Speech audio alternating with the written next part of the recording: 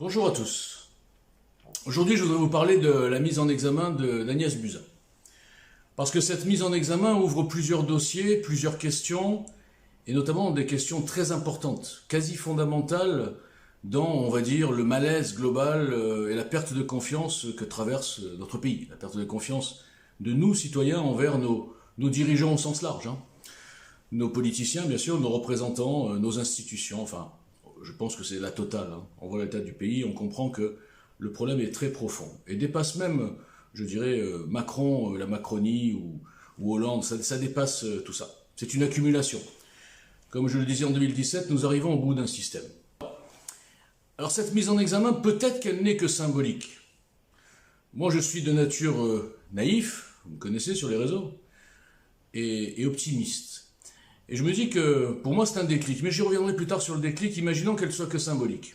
Imaginons qu'ils aient mis en examen pour calmer un petit peu la vindicte populaire, pour que les gens n'aient pas l'impression qu'on les balade. Parce que les gens, vous savez, ils ont dans le souvenir le fameux qui marche toujours, responsable, mais pas coupable. Bon, vous allez voir, c'est important. Donc imaginons qu'elle soit que symbolique et que finalement ça se perd un petit peu, on verra jamais le dossier, nous citoyens, alors que ce sont des affaires qui nous concernent, voilà, c'est des affaires d'État qui concernent l'utilisation de nos impôts aussi, et la gestion de notre pays, puisque ce sont nos employés. C'est une base quand même à retenir. Mais bon, pour l'instant, c'est des dossiers qui sont complètement fermés. On peut même pas savoir exactement quelle pièce il y a dans le dossier. Ok. Alors, imaginons que ce soit que symbolique, que finalement, voilà, ça se perde et que dans 1 an ou dans 2 ans, quand on sera peut-être tous morts, je sais pas, peut-être que notre pays sera définitivement en dictature, cette fois-ci, non pas perverse comme actuellement, mais avec des militaires partout, mais des militaires méchants. Pas nos militaires, pas nos serviteurs de la nation, mais des militaires genre la gêne de fort, là, je ne sais pas quoi, la force européenne de surveillance qui fait en sorte que les pays ne puissent pas s'échapper, que les peuples ne puissent pas s'exprimer. Donc imaginons que dans 2 ans, on sera là, donc Buzyn, franchement, tout le monde l'aura oublié. Mais imaginons maintenant qu'elle ne soit pas symbolique. Alors, ça pose plusieurs questions et je vais enfin y arriver. Alors, on nous dit, là j'ai vu Damien Abad, parmi tous les politiciens qui se lèvent pour défendre Buzyn. La classe, l'état de politicien est au-dessus des partis. C'est étonnant, hein? La classe de politiciens se protège, se coopte, se nomine, se renvoie des ascenseurs, fait un petit peu semblant de se battre, comme les combats de catch, vous savez, les LREM et les LR. C'est un petit jeu que tout le monde a compris, mais enfin, non, pas tout le monde. Certains n'ont pas compris. Donc là, nous avons Damien Abad qui se lève pour défendre Buzyn. Mais pas que lui, tous. Ils vont tous dire, parce qu'ils veulent se protéger, vous comprenez. Imaginons, ils savent qu'ils peuvent être eux aussi dans cette situation. Donc ils se protègent par avance. Mais attendez, on ne peut pas être tenu pour responsable personnellement alors que nous accomplissons une mission de service public. Ils ont toujours cette phrase extraordinaire, le service public. Mais depuis quand ces gens-là travaillent pour le public et pour le service public? Moi, ce qui m'a toujours halluciné, c'est que ces gens-là ont des salaires de haut cadre dans le privé, des salaires princiers presque, vu par les temps qui courent, mais ils parlent comme s'ils sacrifiaient. Ils se sacrifient pour le service public, pour rendre ce que le pays leur a donné. Vous entendez parler des politiciens des fois? Bon, moi j'en peux plus. Bon. Donc ces gens-là qui travaillent pour le service public, qui sont des députés payés, je ne sais plus combien, 8 ou 9 000 net, plus les frais, plus les enveloppes, on ne sait même pas ce qu'ils en font, personne ne vérifie. On engage la femme, la cousine, la copine de la femme, on fait des engagements croisés. T'engages ma femme? Ok, j'engage la tienne. Ok, on verra pas le problème. Mais oui, ils se surveillent pas, qui ont des avantages à vie, certains, les ministres ont des avantages à vie, des retraites. Tous ces gens-là, ils se sacrifient, vous comprenez? Il faut être indulgent avec eux. Ils ne peuvent pas être responsables. Ça veut dire que d'un côté, il y a des gens dans le privé qui gagnent 2 000 € ou 2 500 ou 1 500 ou peu importe, des salaires tout à fait dans la moyenne française, et qui eux sont responsables, ils ont des responsabilités, mais ces gens-là n'ont aucune responsabilité. Alors je vais vous dire que moi je n'en peux plus. Je suis pas le seul. Et on a l'impression qu'on peut rien changer. Vous savez, c'est un petit peu, c'est toujours pareil, on me dit ah ben non, ça c'est dans la Constitution, ça c'est dans la Constitution, tout ce qu'on veut changer, ah ben non, c'est dans la Constitution. La Constitution, je l'ai dit, je l'ai écrit. Elle ne descend pas du mont Sinaï, elle n'est pas gravée dans le marbre, elle a été faite par des hommes pour des hommes, et elle peut être modifiée par les hommes de l'époque pour les hommes de l'époque. Donc c'est pas intangible. La Constitution, nous allons la changer, à tous les niveaux. Alors on nous dit qu'on ne peut rien changer, c'est comme ça. C'est comme quand on nous dit, ben non, les politiciens ils mentent, ben on le sait bien, les politiciens c'est des menteurs. Ben non, c'est ça, c'est la politique politicienne, on ne peut rien changer.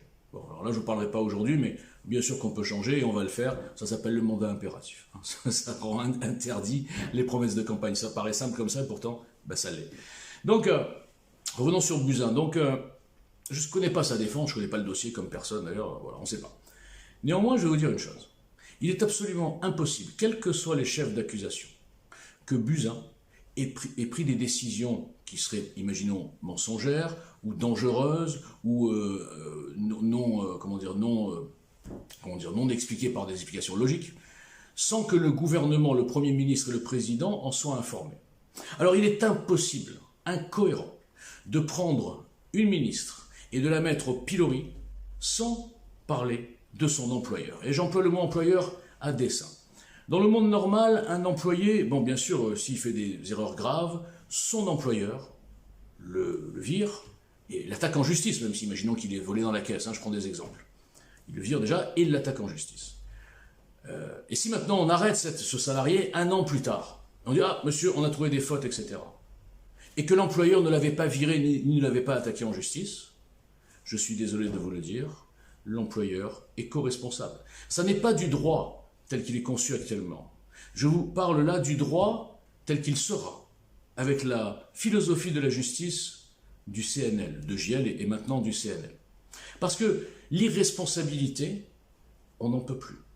Et quand on nous dira, dans certaines professions, ah oui, mais il est obligé d'obéir à la hiérarchie, alors d'accord, donc la hiérarchie est aussi responsable. Imaginons dans le cas Buzyn.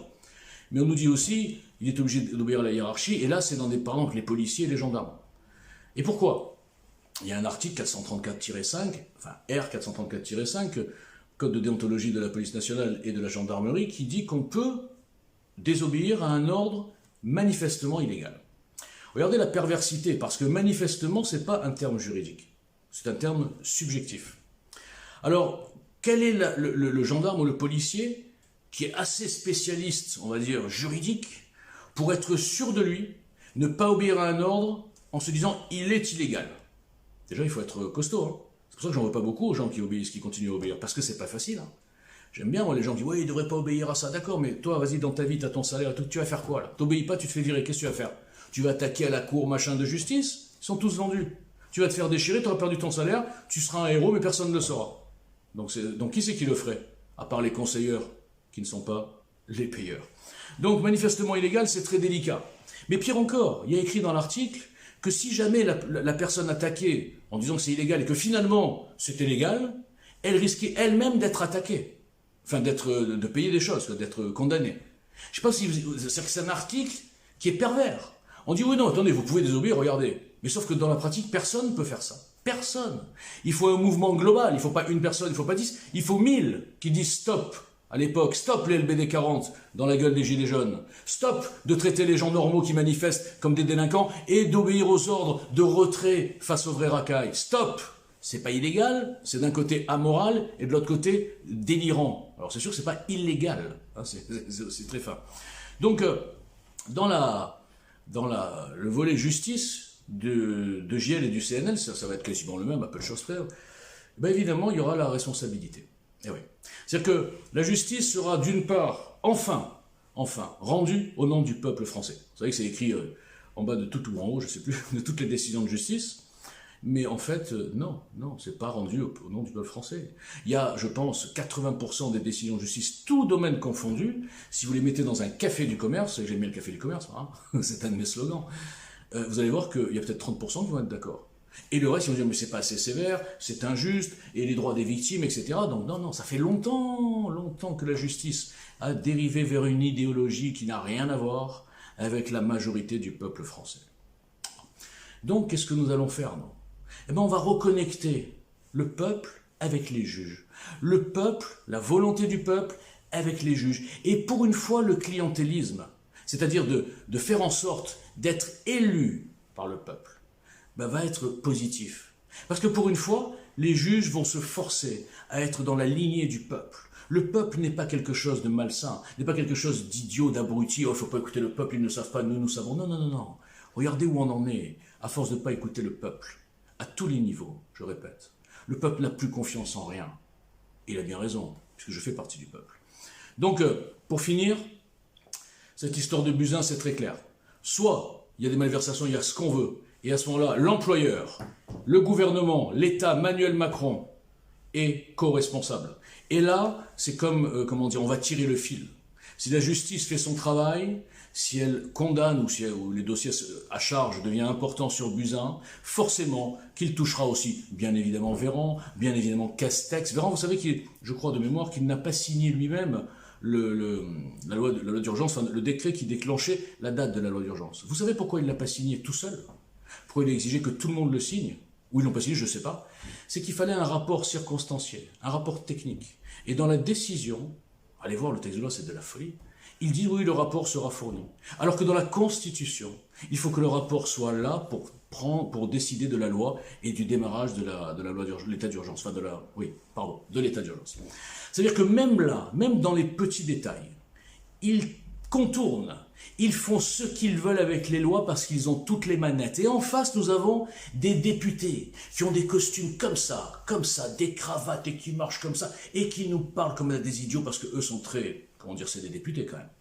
Il n'y en a pas un qui a soulevé ce vice de forme. Pourquoi? Il ne voulait pas de pression, il a eu peur d'être seul. Qu'on me dise pourquoi. Nous, les inconnus, quelques-uns, on a souligné, on a envoyé des tweets, on a adressé des courriers en disant, attendez les gars, faites votre boulot. La dictature est en marche, on a bien compris, mais enfin là c'est trop. Il y a tout qui est tordu et vous bougez pas, vous, l'opposition. Voilà. Donc on va mettre un grand coup de pied dans toutes ces castes, sous ce système corrompu. Mais pour le faire, il faut que vous bougiez, vous les citoyens. Parce que c'est bien beau de dire oui, ça va pas, ça va, mais vous proposez quoi? Vous faites quoi pour une action collective, pour une action citoyenne, pour construire une alternative? Vous faites quoi? Tous les jours, je me bats sur les réseaux dans l'indifférence, alors que je vous le dis, face cam, sans aucune humilité. Je pourrais plier tous ces petits tocards, toutes les petites starlettes de Twitter, les politiciens qui donnent des leçons à tout le monde. Je pourrais les plier en votre nom, pas en mien, moi je suis pas un politicien, moi. Moi je m'en fous, je cherche pas de poste. Je cherche à vous réveiller, je cherche à vous donner cette arrogance que j'ai, parce qu'il y a des arguments derrière. Et vous en avez tous des arguments, mais vous n'avez pas confiance en vous, je vous le redis. Ça n'a rien à voir avec le sujet initial, c'est pas grave, j'improvise. Mobilisez-vous, trouvez cette arrogance, cette puissance, cet enthousiasme. Et on peut les retourner. On peut rattraper notre pays à la dérive. On peut le faire. Je dirais comme Obama, bien que, je l'ai dit souvent, je le déteste, lui et toute sa caste. Yes, we can. Non, oui, nous pouvons. Voilà. Merci, bonne journée.